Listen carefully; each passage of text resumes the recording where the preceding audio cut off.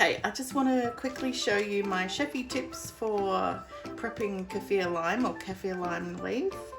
The first thing is the vein that runs down the center here is really tough, and really we don't want to eat that. Whether it's we putting this into a curry or we're putting it into salad. So if you just fold it in half and grab this, it just comes away from the leaf, which is pretty awesome. It's quite easy to do. Then the second thing is, I'll just do another one so that I can sit these on top, is slicing it. So to slice them really thinly for a salad or something like that, I just tend to either fold them over or roll them up to keep them all together, and then slice them all together.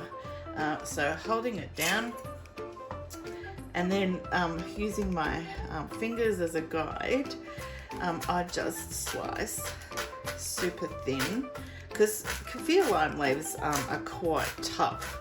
So to have them on a salad, it's best to cut them really super fine like this. But if you're putting them in a curry, yeah, they soften and they'll be fine if you just leave them like so.